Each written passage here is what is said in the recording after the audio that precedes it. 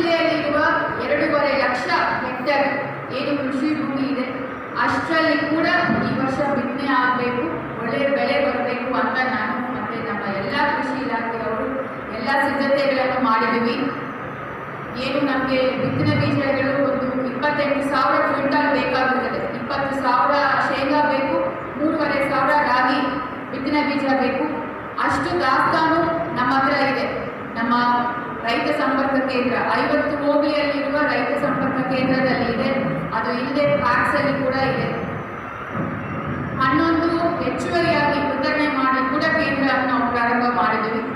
ಆದ್ದರಿಂದಾಗಿ ನಾನು ಎಲ್ಲ ಕೃಷಿ ಇಲಾಖೆ ಅಧಿಕಾರಿಗಳು ಮತ್ತು ರೈತರಿಗೆ ಏನು ಹೇಳ್ತೀನಿ ಅಂತ ಹೇಳಿದ್ರೆ, ಮುಂದಿನ ದಿನಗಳಲ್ಲಿ ನಿಮಗೆ ಯಾವ ರೀತಿಯಲ್ಲಿ ಕೂಡ ಬಿತ್ತನೆ ಬೀಜಗಳನ್ನು ಮತ್ತು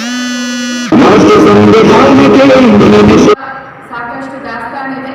ನಾವು ಎಲ್ಲರೂ ಈ ಒಂದು ಕೃಷಿ ಚಟುವಟಿಕೆಯನ್ನು ಪ್ರಾರಂಭ ಮಾಡಬೇಕು ಅಂತ ನಾನು ಎಲ್ಲರಿಗೂ ವಿನಂತಿ ಮಾಡ್ತೀನಿ. ಬಿಕಾಸ್ ಈ ವರ್ಷ ನಮಗೆ ಒಳ್ಳೆಯ ಮಳೆ ಆಗಿದೆ, ಆಗ್ತಾ ಇದೆ. ಹೋದ ವರ್ಷ ಮಾತ್ರ ನಮ್ಮ ಜಿಲ್ಲೆಗೆ ಇನ್ಶೂರೆನ್ಸ್ 70 ಕೋಟಿ ನಮ್ಮ ಜಿಲ್ಲೆಗೆ ರೈತ